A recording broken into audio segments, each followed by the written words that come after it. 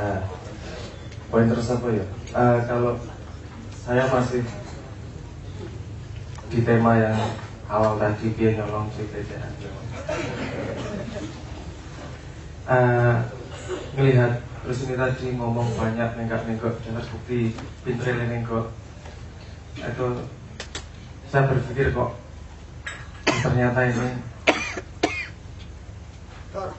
cara kerjanya utek, cara uteknya menungso loh. Betapa kalau kita tidak mengenal cara kerja otak kita sendiri yo biar kayak ampuh kayak biasa kontainer yo petang tiga terus, kalau tidak tahu apa yang kita miliki, bagaimana kita bisa menggunakan. Jadi sangat gampang dibelokkan, sangat gampang diakali, sangat gampang segala macam itu. Apa ya, aku pengen apa ya gitu, tak pengen nunjuk dia lah, nunjuk dia gampangnya utek ngarang, dan dia gampangnya utek dipengaruhi, dia gampangnya menungso di kongkon A tanpa harus dikandani ngongkon A. Apa ya, iseng-iseng wae lah.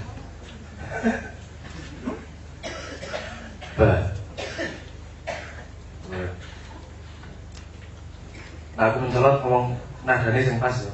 Apa ya?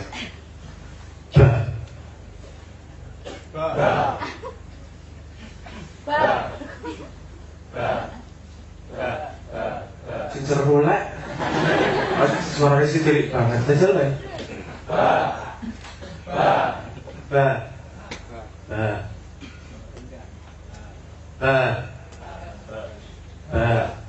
Ya. Oh, doain. Lur. Enggak ya?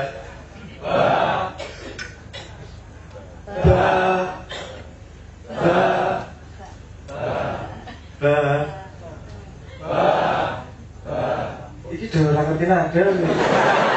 Podo ae nadane. Ini apa? Sini itu yang menunjukkan contohnya.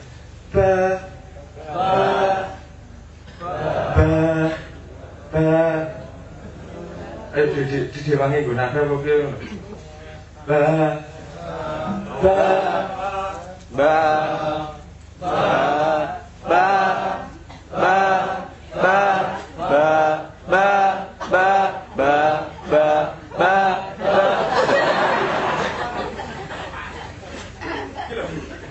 Ya, ngerti bedanya kan? Jajal naik, perhatikan.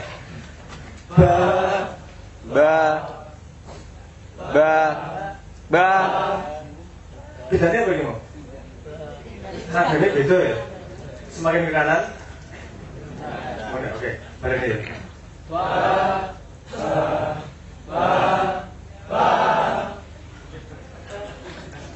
Kalau mana?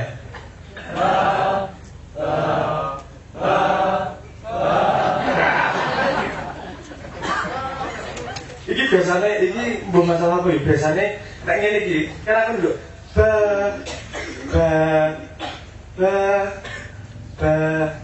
nanti di otaknya kesimpulan. Nek, kenapa semakin mudah? Aku mencolotnya nih. Langsung udah, ikan sih gak ada kesimpulan kayak gini. Kamu coba gak usah guyu sama gak nyanda itu. Enggak, maksudnya aku pengen, jadi untuk mempengaruhi, untuk membuat orang berjalan ke arah yang dia inginkan, tidak perlu menunjukkan contoh kari A, terus melakukan diri Rono. Jadi betapa selama ini kita tidak ngos-ngosan aku malah tata olahraga. Sangat banyak, maksudnya sangat banyak skema-skema di mana kita linear seperti itu sehingga tidak terbiasa belok-belok. Nah, ini mau apa sih nih? Modifikasi sedikit ngangkang, jadi bingung. Nah, saat lebih ngangkangnya kayak, wah kencolotan rono ini, sehingga bisa keluar dari pemikiran linear yang sudah dibentuk, seperti sekolahan, seperti jenjang sekolahan yang dilihat sebagai hal yang absolut itu kan sebenarnya mengarahkan kita kepada range yang seharusnya tidak absolut tapi menjadi absolut. Aku ingin menunjukkan kui mau jane aneh nadane mau ono sing bener ono sing salah jadi biar padha karo ngakak. Paling gue sih tak tambah. Jadi kalau diaplikasikan penjajahan yang dialami kakek nenek kita adalah penjajahan yang sifatnya fisik dan intimidasi militeristik. Tapi sesungguhnya sudah dirintis sejak bersamaan dengan berdirinya Amerika Serikat. Itu sudah dirintis satu pola penjajahan di mana cara kerja otak Anda itu yang menjadi sasaran. Dan Anda sekarang sudah, kecuali orang Ma'iyah yang sudah mulai memiliki banyak antivirus, seluruh Indonesia bahkan seluruh dunia sudah dikendalikan hampir 100%. Tersisanya sedikit sekali. Ojo meneh kok soal demokrasi dan politik. Orang Indonesia disebut negara dunia ketiga. Kui ikhlas loh. Malah diomong-omongke karo kaum intelektual.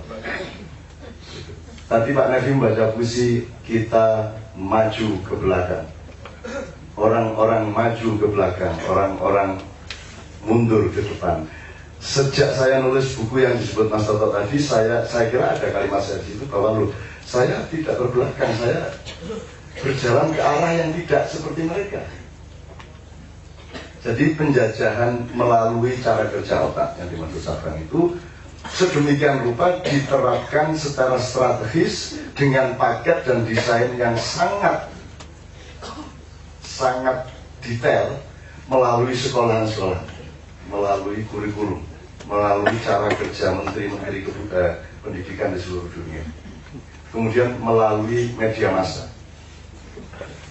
Maka ADTV ini adalah televisi yang benar-benar mendapatkan penjagaan malaikat. Nah, dan lho rumah samu nek sing syuting ini ki RCTI apa Metro apa TV One entuk ora entuk. Kuwi tenanan kuwi. Nek ada TV entuk. Tapi kalau TV nasional yang sudah menjadi agen dari penipuan cara berpikir otak tidak boleh.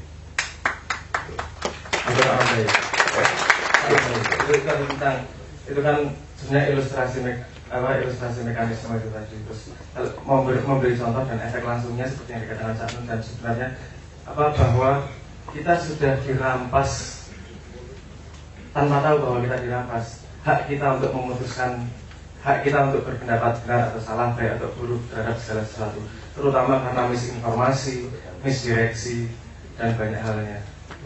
Tak kayak contoh yang ketawa, gerakan tahu bermurah, gerakan anti kertas karena merusak lingkungan. Saya cuma pengen mengajak berpikir tenang kok. Saya berpikir saya mencoba masuk ke itu tanpa berita dari luar. Katanya jelek, katanya gini, jajal tak tekani wong sing nganu kertas ya, mekanisme mereka, cara kerja mereka dan segala macam. Kan kalau Anda membangun bisnis tidak mungkin punya proyeksi bahwa nanti hutannya habis, sumber dayanya habis. Nek pengen ngetoki apa sini? Ngetoki hutan. Mesti kok tandur meneh nek ora yo entek lapangan. Gimana kamu membangun sebuah bisnis di mana itu akan hancur berapa puluh tahun kemudian? Anda memotong, menanam, potong sebelahnya, yang sini agak gede, muter. Jadi dia nggak punya hutan seluas itu, dia punya hutan yang terbatas. Dia harus memanage agar bisnisnya berjalan terus. Ternyata saya urut masalahnya, ternyata di Indonesia itu begitu santer.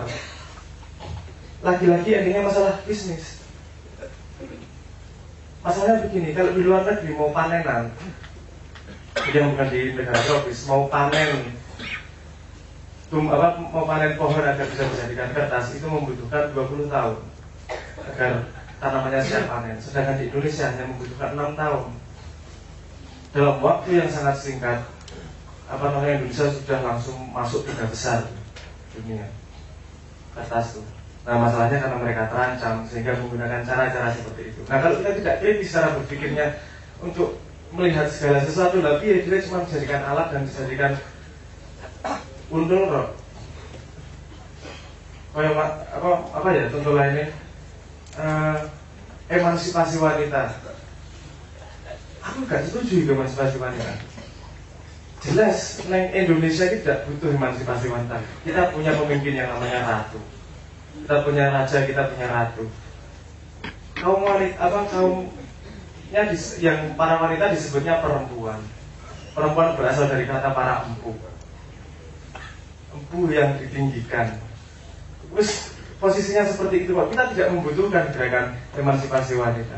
Terus kemudian kalau di pemerintahan menjadi peraturan bahwa 30% anggota DPR harus wanita.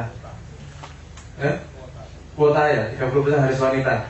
Itu bukan meningkat, menurut saya itu merendahkan. Apakah wanita dianggap tidak mampu bersaing sehingga harus diberi kuota, dijagain, harus diisi oleh wanita? Itu bukan melindungi, itu merendahkan. Nah, hal-hal seperti itu gimana ya? Itu sudah menjadi pikiran massal yang banyak orang iya aja tanpa benar-benar mengetahui masalahnya. Dan kita dirampas kemampuan kita untuk memutuskan iya dan tidak terhadap segala sesuatu. Misalnya Anda kenal human right, hak asasi manusia, sampai dilembagakan menjadi Komnas HAM. Jadi Anda digiring pelan-pelan untuk percaya ada human right. Sesungguhnya itu penggerobotan yang luar biasa terhadap tauhid. Begitu Anda yakin sama human right, itu tauhid Anda pasti ambil. Karena manusia tidak punya hak. Agama memberitahu kita bahwa yang punya hak itu Allah. Kita dipinjami dari badan kita sampai apapun saja, alam, hutan, semua kan dipinjami.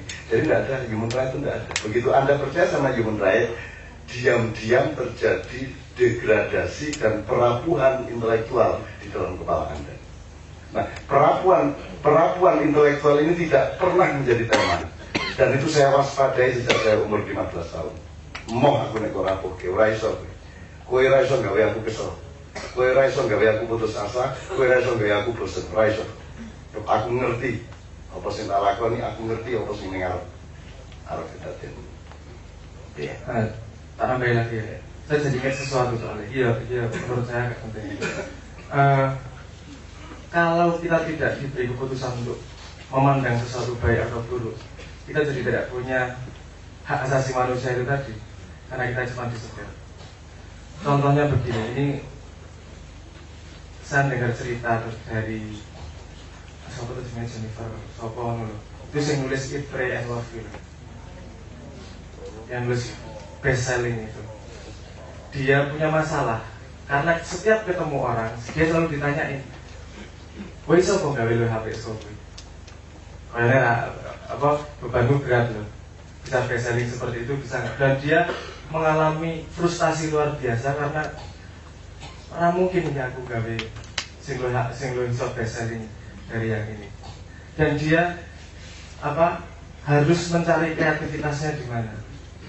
Dia mencari kemana-mana, terus akhirnya dia menemukan beberapa mekanisme kreatif di dunia sebelum kita yang agak beberapa ratus tahun ke belakang. Misalnya kalau di Yunani itu orang tidak percaya bahwa dia membuat karya itu karena karya dia 100%.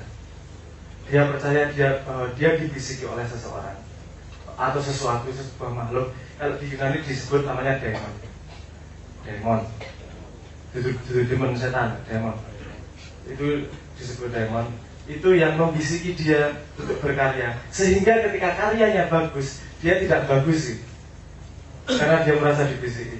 Ketika karyanya jelek, dia tidak merasa down karena bagi maksimalku aku mengira dibisiki. Jadi kreativitasnya tetap tidak menggerogoti dirinya itu tadi, outputnya tidak menggerogoti dirinya, karena dia tahu dia hanya satu titik, satu bagian dari alam semesta yang begitu luas, bahwa karyanya yang dia keluarkan bukan 100% karya dia. Di Yunani diamond, di Romawi persis seperti itu, tapi namanya genius. Apa nanti menjadi kata genius. Yang kata genius itu asalnya dari situ. Konsepnya sama seperti diamond itu tadi. Jadi ketika mereka membuat karya, percaya bahwa ada yang bisiki. Jadi yora bagusi, nek elek yora isin-isin banget. Yang dia tahu adalah dia melakukan sebisa-bisanya. Kita misalnya melihat contoh ada penari. Dia menari hal yang sama 10 kali, tapi suatu hari kita melihat dia luar biasa ngasih koyo ampuh tenan koyo mabur kayak. Padahal dia melakukan yang biasanya. Itu kan dimana dia sudah dalam tanda petik di bisi itu tadi sudah tajali itu tadi. Kalau orang kalau orang mor langsung nyebutnya Allah. Berarti dia melihat Allah di situ. Ketika dia menginvasi Spanyol, orang Spanyol melu-melu, yo Allah tapi jadi oleh. Yang sekarang jadi oleh. Itu kan sebutan untuk sesuatu yang ampuh, bravo, oleh. Jadi dia melihat Tuhan di situ, tapi lupa Tuhannya. Jadi yang dikagumi adalah orangnya, bukan prosesnya. Kamu nambahin gitu. Ya, saya kira itu di dalam tradisi Islam itu sudah sehari-hari sebenarnya kesadaran seperti itu. Jadi aku ini tahu kroson, aku wis nulis ewon ini tahu kroson, dan aku rata-rata lali sing wis tak tulis mergo aku rame nulis. Saya bahkan punya teori bahwa saya tidak pernah ikut berpikir saya. Jadi aku nggak lelah kalau aku nggak berpikir kok. Itu Tuhan sudah susun division of labor. Kalau ada tema datang ke saya, tak kasih pikiran saya kerja sendiri. Setelah itu saya tinggal nulis atau saya tinggal ngomong, dan ketika saya ngomong saya tidak tahu apa yang saya omongkan. Bukan dari rekaman itu aku ngomong gitu. Tapi sebenarnya bukan aku. Maka di dalam tasawuf selalu ada kalimat-kalimat yang ekstrim. Sesungguhnya yang bermain gitar bukan Rhoma Irama, Allah lah yang bermain gitar. Kan begitu. Iku naik ngomong tasawuf. Dan saya tidak pernah percaya kepada mood, kepada nek seniman kan tergantung mood menurut ya. Enggak lho, aku kan njaluk. Kan kita punya teori jelas, ada ilham, di atasnya ada fadilah, ada ma'unah, ada karomah, ada wahyu. Teorinya sangat jelas. Bagaimana kamu menjadi transformator Tuhan, bagaimana kamu menjadi konverternya Tuhan. Konverter itu artinya kayak tukang kayu, menjadikan kayu menjadi meja, menjadikan kapuk menjadi kain atau bantal, kan gitu. Jadi Anda jadi konverter dalam hidup ini. Jadi tidak ada hak Anda. Yang ada adalah Anda ditugasi untuk menjadi konverter, dan Anda tidak pernah berkarya. Dan Anda disuruh hancur akidah Anda ketika Anda sudah mengatakan oleh Mbak Najib, akhirnya dia nggak tahu setuju. Dan sekarang ini saya ekstrim, kalau saya diminta tulisan, kamu minta tulisannya, aku minta nama saya. Gitu. Makanya saya nggak menulis akhirnya, karena mereka minta nama saya. Saya pengennya ngasih tulisan saja. Wong itu cuma titipan dari Tuhan ke Anda kok. Jadi aku nggak tahu nulis. Dengan catatan secara sosial saya tetap bertanggung jawab. Apapun yang diberikan oleh Tuhan melalui saya tadi itu. Jadi dia lagi ya cuek-cuek saja sama reputasi, sama budayawan muda. Dia budayawan muda, itu tua sih budayawan muda. Ya, itu ya Bang ya kira-kira. Nah, saya kira PR kita adalah menemukan tipu daya lewat otak dan cara berpikir itu di sebanyak mungkin bidang. Kok cicil? Nek di bidang demokrasi apa, nek di bidang panganan apa. Dan itu mereka itu bisnis. Itu nanti mereka misalnya mie dilarang, Indomie dilarang di Taiwan. Karena mie Taiwan tidak akan bisa bersaing dengan mie Indonesia karena mereka tidak punya gula kelapa. Sedapnya Indomie kita itu karena dicampur gula kelapa. Rokok akan dijelek-jelekan karena mereka tidak punya cengkeh. Jadi itu bukan urusan kesehatan, itu urusan kayak saya tadi mengatakan. Lho ning kene iki dibabat cukul meneh 3 kali lipat lebih cepat daripada di sana, mesti kalah seluruh dunia ini kalah sama kita, maka kita harus dibodohkan. Maka negara, pembodohan dalam konteks negara apa saja ditulai, demokrasi, sistem politik, sistem hukum. Nganti yang paling sederhana, panganan, irung, kulit, ya sebetulnya. Gue harus khusus kerumuh nih, bang-bang wetan mungkin dari cinta. Anda disuruh berpikir sampai Anda percaya bahwa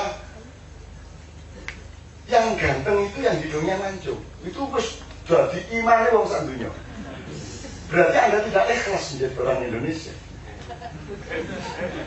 Nah kalau ada orang Indonesia cara berpikirnya tidak boleh seperti Barat, itu cara berpikir Barat. Itu cara berpikir orang yang hidungnya panjang. Kalau cara berpikir Anda, saya orang Indonesia, kita menemukan keindahan khas Indonesia, bukan keindahan Eropa atau Afrika atau Arab. Nah kanggone aku, bule kayak irungnya kedawan. Itu cara berpikir ikhlas ke-Indonesiaan saya. Nek negro kepesaan sing sedengan, sing indah menurut kita orang Indonesia. Dan orang Eropa boleh punya pendapat berbeda. Yang indah adalah yang hidungnya sedengan, orang kedawan, orang ketendaan. Ya irungmu kuwi. Lah kok saiki kowe nang Singapura ndawak-ndawak irung. Karena kamu sudah menjadi budak dari penipu daya. Innahum yakiduna kaidah. Anda harus menjawab Pak Aki itu kaidah. Supaya Allah juga akan mengatakan Pak Aki itu kaidah. Aku kecil Pak Aki itu kaidah. Guru macam-macam tak kelorong dasi. 2 kali saya tuh mau mencolot yo dasi dihukum oleh kawan-kawan. Tapi ini lumayan kok. Sejarah itu. Ngelorong dasi. Belum bisa. Ono kate dimairi lah tuh. Digemblak. Kek karo nyekel-nyekel ngene mundur tak pencolot itu dia letak deh wis aku diadili karo-karuan wis. Puncaknya aku diusir ke pesantren. Jangan coba-coba mempengaruhi cara berpikir saya. Saya ini mencari diri saya sesuai dengan apa yang Tuhan mau tentang saya. Saya tidak akan bisa dipengaruhi apa-apa karena yang saya cari adalah karepe Gusti Allah iki nang aku. Kuwi sing tak goleki. Nek aku lulus kuwi selesai masalah. Perkara suge gak suge itu urusan nomor 17. Dadi apa ora dadi apa kuwi urusan sangat kecil. Kulit. Untuk saya orang Indonesia kulit itu kalau bule keputihan. Nek negro kirengen, arak kirengen. Sing api iki khairul umuri. Inna ja'alnakum ummatan. Maka seharusnya industri yang berkembang di dunia adalah industri pencoklatan kulit. Kalau saiki pemutihan kulit itu piye toh? Yang namanya pigmen itu menghasilkan warna hitam. Kalau pigmennya sedikit jadi pirang, jadi coklat. Nah orang yang berambut coklat pirang mencari teknologi yang bisa menghitamkan rambut. Lah kok malah sing wis ireng rambutnya dicoklat. Kan itu dari rambut saja Anda sudah ditipu. Gitu loh. Tapi orang Indonesia kalau ditipu kita enak. Belajar ya. Gitu. Oke ya, ini sekedar apa? Ikhlas ini macam-macam. Kebanyakan orang tidak menemukan penerimaan total terhadap sesuatu hal di silang dan waktu. Nek saiki kowe duweni tempe, wis ora ana option B, ana option C. Opsione ya tempe iku tok. Iki tempe kowe ana ning tempe mangan ora enak mergo kowe karepmu daging. Dadi kowe rugi loro, daginge wis ana, tempene krasa ora penak. Ya lah. Padahal daging itu adalah kemungkinan pada menit berikutnya. Tapi jangan ngomong daging jangan berpikir daging ketika Anda makan tempe. Nah campur aduk ini ruang dan waktumu, baunya kayak sarung lemprek itu man. Nah jadi sekarang tolong ingat rumus-rumus maknya di awal-awal. Misalnya soal tahu. Nah sing Anda sudah hafalkan, orang tahu sedikit tentang sedikit hal, ini kabeh wong, wis ya, gitu ya. Terus tahu sedikit tentang banyak hal, itu orang generalis, tidak spesialis, tapi lumayan lebih banyak. Nomor 3, orang yang tahu banyak tentang sedikit hal. gitu ya. Nomor 4, orang ma'iyah adalah orang yang tahu banyak tentang banyak hal. Ya. Sekarang tak kasih ilmu intelijen, dieling-eling.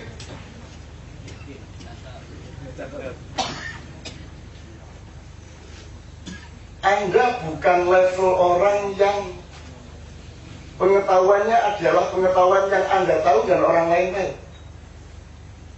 Jadi ada pengetahuan yang Anda sudah tahu dan masyarakat sudah tahu. Nek kowe mung kaya ngono kuwi ora perlu sekolah, ora perlu maca, ora perlu wis kowe wis ning mukalidi iki wong sing ning anut grup. Kowe bal-balan desa kan bal rono liku rono kabeh rono kabeh. Dan sebenarnya Indonesia ini kan bal-balan desa kae. Di atasnya adalah orang sesuatu yang Anda tahu tapi masyarakat tidak tahu. Ini lumayan. Nah, orang yang tahu sesuatu yang masyarakat tidak tahu akan berusaha meraih yang ketiga, yaitu sesuatu yang masyarakat tahu tapi Anda belum tahu. Dililing yang pertama, kue ngerti masyarakat ngerti. Nomor loro, kue ngerti masyarakat orang ngerti. Nomor telu, masyarakat ngerti kue orang ngerti. Nah, kue kudu golek. Nah, doktor profesor ini pol semene iki. Tingkat 3 kita. Yaitu mencari yang orang sudah tahu tapi Anda belum tahu, maka melakukan penelitian, melakukan survei. Gitu? Kan begitu? Jadi sak dhuwur-dhuwure dokter itu ya mung telu iki. Nah, orang ma'iyah adalah yang keempat. Orang ma'iyah adalah orang yang memasuki kehampaan, memasuki kegelapan, memasuki ketidaktahuan, karena dia akan mencari sesuatu yang dia tidak tahu dan masyarakat juga tidak tahu. Nah, gue bendino mendapatkan sesuatu yang sebelumnya Anda tidak tahu dan masyarakat juga tidak tahu, baru Anda orang ma'iyah. Makanya setiap ma'iyahan tidak ada yang bisa mendesain RP tadi ini, ya. Tidak ada ma'iyah pakai program nanti gini, supaya ono priyo ngomong, ono Mas Herman ngomong, ono Pak Mustafa ngomong apa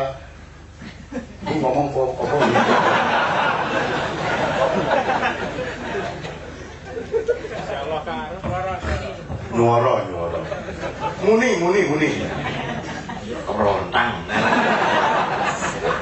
Oke, saya ulang sekedar untuk supaya menjadi file benar dan besok Anda bergerak di situ.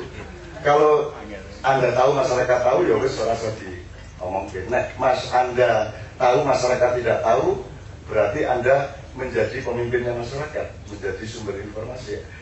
Nah, Anda juga harus meningkat menjadi mencari sesuatu yang masyarakat sudah tahu atau ada di dalam masyarakat, tapi Anda belum tahu. Anda harus berusaha tahu.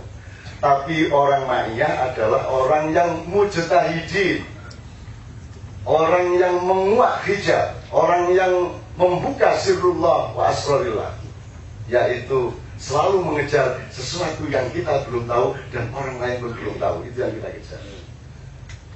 Nek kowe wis tekan kuno, usahamu ya ampuh, ekonomimu ampuh, politikmu ampuh. Setiap sholat itu Anda mendapatkan sesuatu yang baru yang tadinya Anda belum tahu dan masyarakat juga belum tahu. Anda pikir sholat itu sholat gitu aja kan? Dia sebenarnya dinamika untuk dari tidak tahu menjadi tahu, itu yang disebut ma'rifat. Ma'rifat itu orang jur ketemu Gusti Allah berpakaian kayak opi ya. Dengan putih.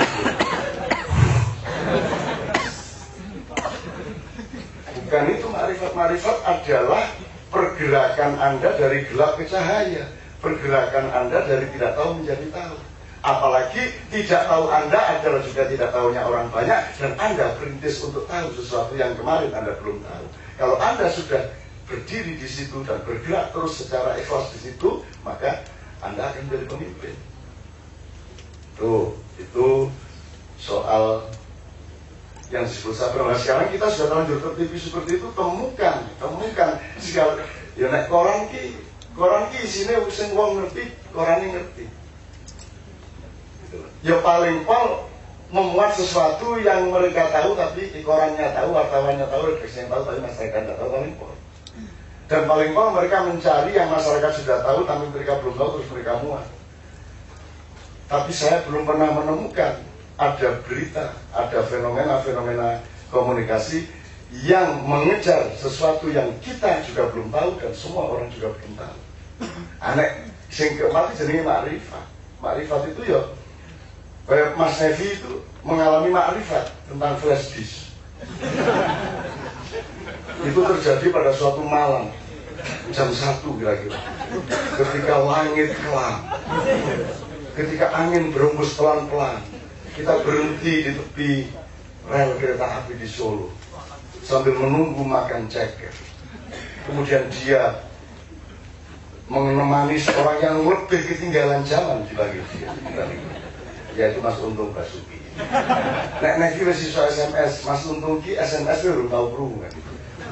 Terus tiba-tiba di tengah-tengah sepi kami makan ceker, Nevi berteriak, dong, barang semene sing isine musik kok kayak banget kayak apa?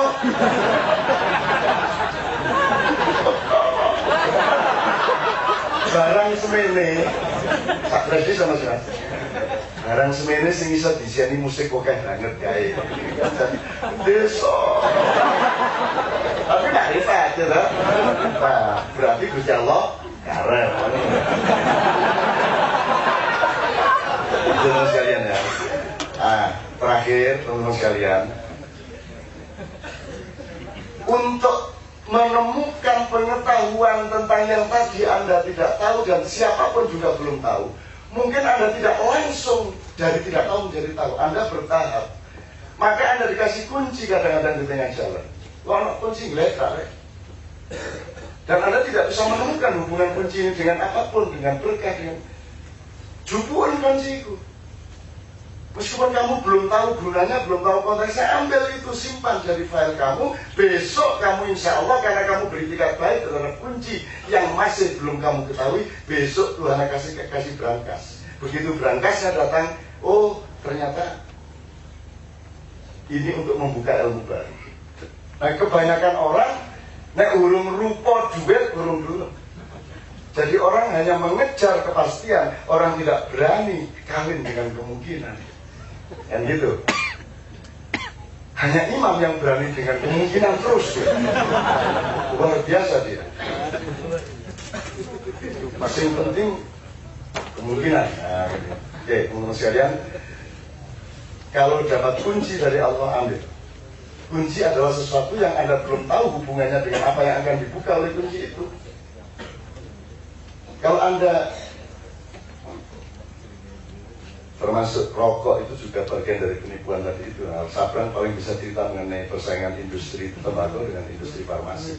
Kemarin kita di petani rokok di Kopeng, mereka bergembira karena hampir saja ada undang-undang melarang tanam tembakau. Gitu loh, kan kecurangannya kan jelas loh ya, nek rokok dapat menyebabkan nek gula tidak dikasih ini. Gue tuku sate kambing, orang tidak sate kambing dapat menyebabkan lara-lara, ini kita loh sing dielek-elek. Maka berkahnya tinggi para perokok itu, karena dia disingkirkan dengan ketidakadilan pikiran.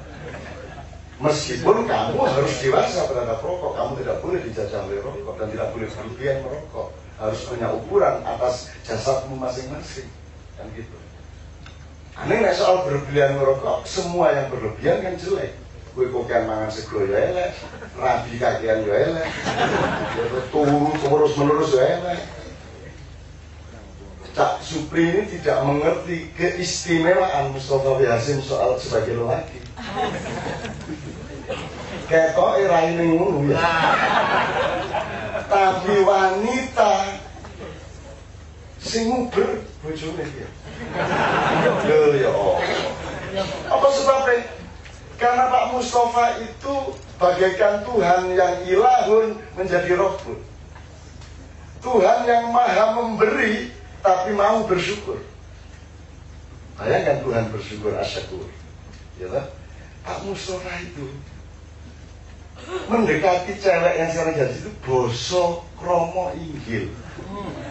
Jadi saiki Mas Tri, dia kalau ngajak tidur nganggo cara Jawa alus. Nyuwun sewu diajeng ngono kae. Dalu menika kawula badhe menapa dipun keparengaken jelek.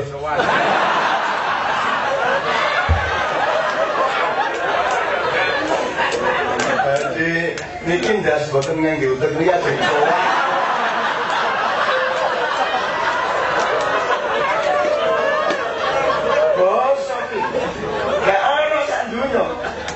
Rasulullah aja ndak boso kan cara Jawa. Hanya Mustafa bin Hasim sing boso karo bojone. Nyuwun sewu Dik, kopinipun sampun pun damel napa dereng ngono kuwi. Sampai tetapi kayak ngono mah wis manut. Itu orang yang luar biasa.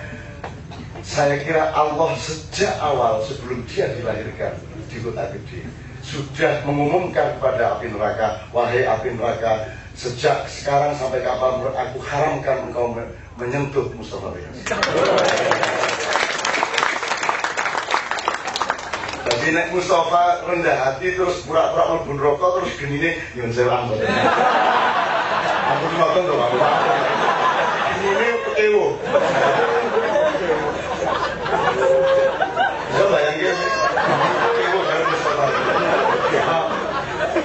Gak mentolo. Maca puisi wis koyo ngono.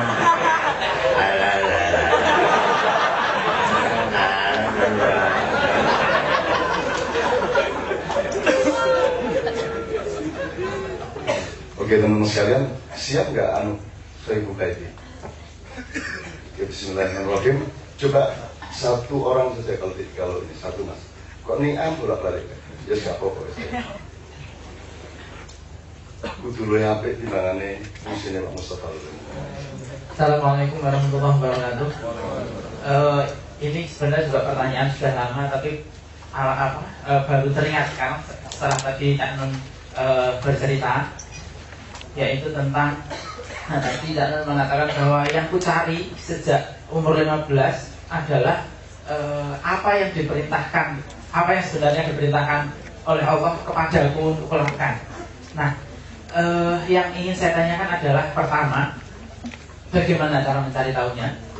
Yang kedua, ini menurut pengalaman Cak Nun saja, karena mungkin tiap orang beda-beda. Yang kedua adalah kapan atau tepatnya bagaimana Cak Nun kemudian menganggap atau ya merasa sudah bahwa ini loh yang diperintahkan. Begitu kira-kira. Terima kasih.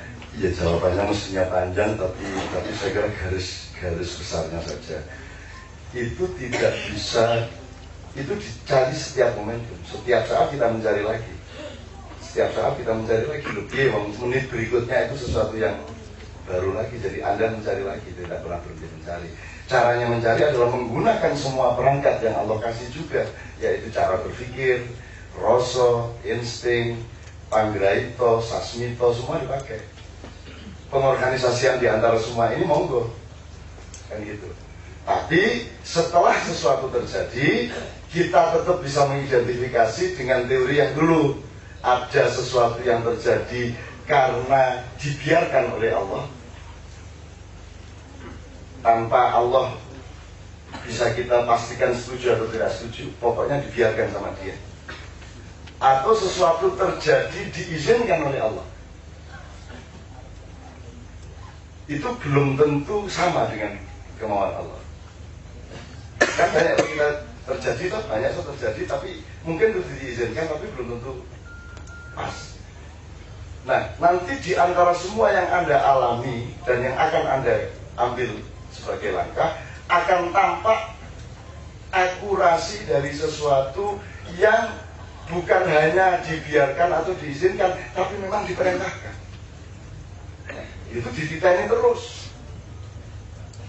Dan jangan mengatakan saya lebih tahu dari Anda. Tidak ada orang yang lebih tahu. Salah itu kalau ada terminologi bahwa seseorang lebih tahu dari yang lain. Yang ada faddalallahu ba'dhan ala ba'dhin. Itu sangat relatif setiap hari. Dan kalau Anda menolak relativitas itu, Anda sudah mati namanya. Gitu loh. Jadi tiap hari Pak. Jadi tiap hari nyari, kayak iman barangnya orang kayak iman teguh ya, teguh wingi, isuke ya betul. mendelok meneh. Loh, udah mikir ini ngelihat sepak bola saja cukup kok. Ngelihat sepak bola saja cukup kok. Anda kan ngelihat kok, misalnya kemarin All Star Indonesia melawan Sriwijaya. Itu kan kelihatan siapa yang terbimbing, siapa yang tidak, siapa yang disengaja Tuhan untuk tidak bisa masuk. Dan kejadian tidak bisa masuknya itu hanya 1-2 cm kok bedanya. Itu semua kejadian itu bisa Anda lihat. Tapi makrifat itu terus dinamis, makanya Allah memuncaki dengan kata Allahu Akbar, bukan Allahu Kabir, tapi Allahu Akbar. Akbar itu lebih besar. Dia adjektif, dia kata kerja. Jadi Allah selalu lebih besar, lebih besar, lebih besar daripada yang kita temukan. Ya, jadi jangan mencari kepastian. Oke, Pak. Tambah sedikit. Ini dengan cara berpikir itu tadi, coba keluar dari asumsi dasar. Ini kan tadi mengandung asumsinya bahwa kapan kamu tahu kamu sudah melakukan apa yang di kalimatnya kan apa yang diperintahkan. Asumsinya kan bahwa ada perintah, kemudian kamu melakukan perintah tersebut.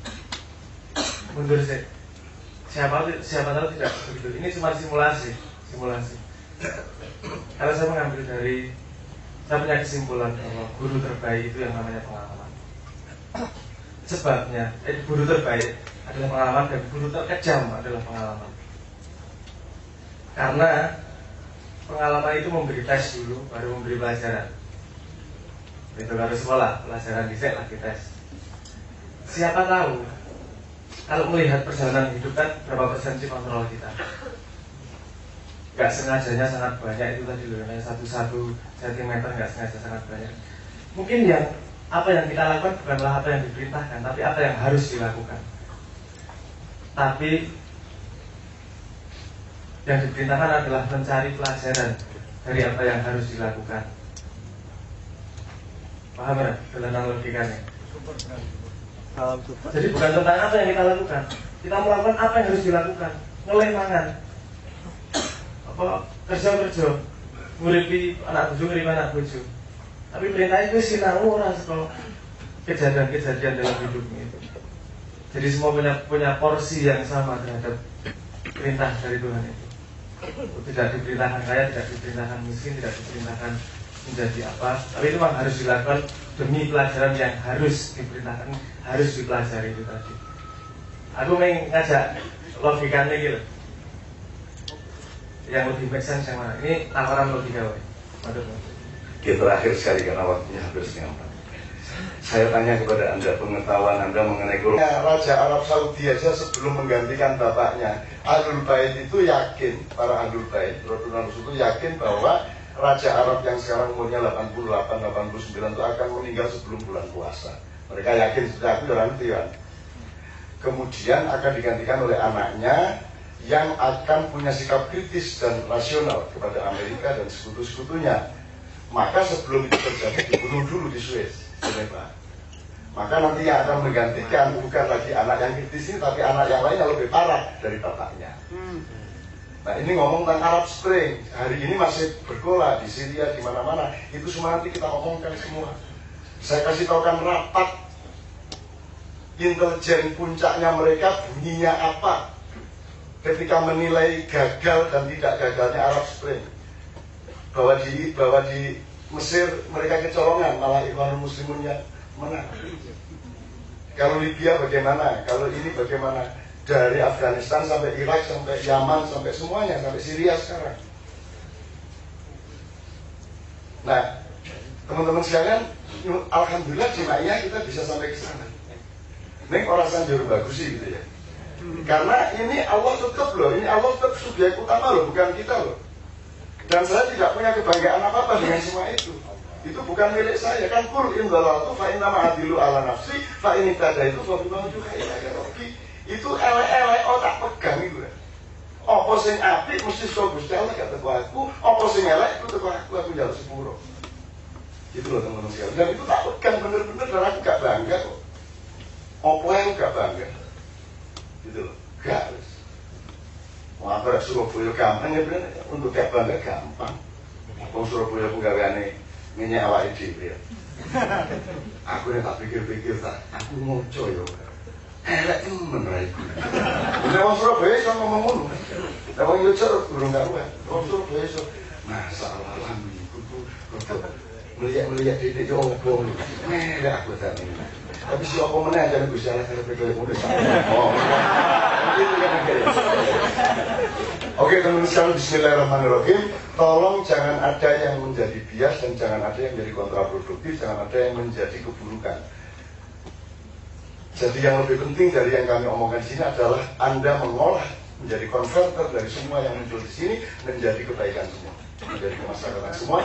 Dan kemaslahatan itu akan akseleratif, ada yang berguna nanti pagi, ada yang baru berguna minggu depan, ada yang baru berguna bulan depan, ada yang baru akan Anda ketahui manfaatnya dari malam ini, mungkin 5 tahun yang akan datang. Sama dengan potongan kayu di jembatan tadi. Itu 1 tahun baru tahu dia bahwa potongan itu jangan diremehkan. Jadi kalau Anda sekarang dipenggal oleh cara berpikir Republik Indonesia menjadi gelondongan kayu potongan kayu yang berserak-serak di pinggir jalan, Anda jangan kecil hati, kata Mas Priyo gitu. Meskipun Mustafa oleh Allah ditakdirkan terakhir. Maka ini pesan dari Padang Bulan terakhir sekali. Disinilah letaknya pembelajaran untuk ngerti kapan bilang astagfirullah, kapan bilang subhanallah, kapan bilang insya Allah, kapan bilang masya Allah. Dan selama ini banyak terbalik. Kalau Anda menemukan sesuatu yang menghina kesucian Allah, ucapkanlah subhanallah. Ketemu Cak Priyo dengan kebenaran omongannya, jangan bilang subhanallah, itu berarti menganggap dia kotor. Maha suci Allah dari kekotoran Priyo. Jadi jangan sebut subhanallah. Misalnya kagum sama puisinya Pak Mustafa, itu kita ucapkan masya Allah, karena bukan Mustafa yang menciptakan, melainkan Masya Allah. Puisinya tadi adalah sesuatu yang dikehendaki oleh Allah. Maka Masya Allah. Ono arep do wayu mentek. Ya apa ngomong? Sing cocok alhamdulillah. Nah ini dilanjut-lanjut sama Kak Fuad karena banyak keliru-keliru di sini. Insya Allah itu yang paling dieksploitir. Pokoknya kira-kira Arab tinggal janji yang ngomong insya Allah gitu. Teka ya, Cak? Insya Allah. Nah, itu berarti gak teko gitu. Jadi Masya Allah kapan? Saya sudah pernah ngomongin ke Anda, buka YouTube pertandingan MU melawan Manchester City, ada ucapan Masya Allah yang sangat menggetarkan. Ketika kiper ini Manchester City ini menyerang mengurung MU, tidak masuk-masuk sampai kipernya penasaran ikut maju. Cuma 20 meter di depan gawang MU. Jadi dikepung betul sampai kiper yang melok maju, ternyata bolanya balik sehingga serangan balik, 2 pemain lari, bolanya melambung, kipernya jendengar melayu kiper Manchester City, ya, melayu. Dan ketika bola melambung hampir masuk ke gawangnya, dia loncat dari sini, set, ditamplek, cut, tidak masuk. Terus komentatornya, Masya Allah, Ya Allah, Masya Allah. Aku merungokno iki kaget, wih, ono apa iki? Apa iki? Oh, bal-bal. Itu luar biasa, saya senang betul sama video itu. Masya Allah, tidak subhanallah, tidak astagfirullah, tapi Masya Allah. Sebenarnya mustahil si Van der Sar ini. Masya Allah, mustahil kalau bukan Allah yang menghendaki. Gue jangan pas kayak kalau lari dari sana. Maka ucapannya benar, Masya Allah, Masya Allah. Mendengar Pak Mustafa membaca puisi, Masya Allah. Nek ndelok wonge kan ya ora mungkin sebelum ning mergo Gusti Allah kalah. Ya kok meneh. Allahumma sholli wa sallim ala sayyidina Muhammad. Allah dan siksa dan dengan bapak. Ya. Allahumma sholli wa sallim ala sayyidina Muhammad. Oranglah batin Anda, rohani Anda masing-masing. Jadikanlah Sohibu Baiti ini menjadi kendaraan Anda untuk sampai kepada ma'rifatullah, sehingga Anda juga ma'rifatul hayat wa ma'rifatul dunya wa ma'rifatul kulli syai'. Allahumma sholli wa sallim ala Sayyidina Muhammad. Setelah Al-Fatihah mudah-mudahan Allah Subhanahu wa ta'ala benar-benar mengamanati Anda kunci-kunci dan pilar-pilar masa depan bangsa ini. Amin ya rabbal alamin. Meskipun Anda hanya sepotong kayu di pinggir jalan, tapi waktu yang akan diberikan oleh Allah untuk menunjukkan bahwa Anda akan punya peran yang luar biasa menyelamatkan banyak orang, banyak pihak. Ila dunia as-solikah wa bi sirri wa bi asrari wa bi hurmati wa bi karamati al-fatihah.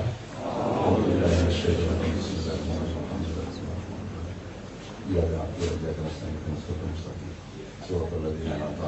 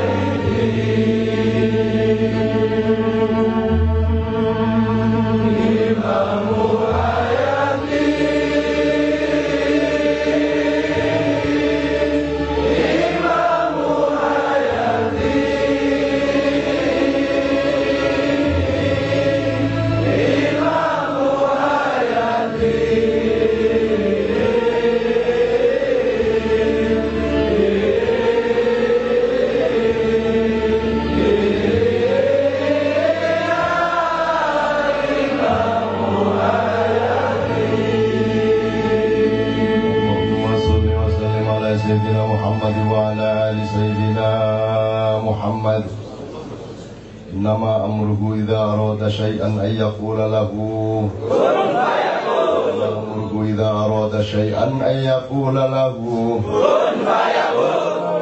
أمره إذا أراد شيئا أن يقول له كن فيكون. سبحان الذي بيده ملكوت كل شيء وإليه ترجعون. صدق الله العظيم. ربنا آتنا في الدنيا حسنة وفي الآخرة حسنة وقنا عذاب النار.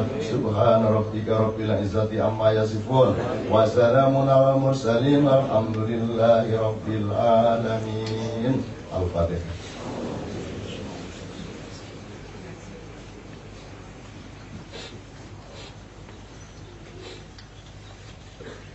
Amin ya rabbal alamin.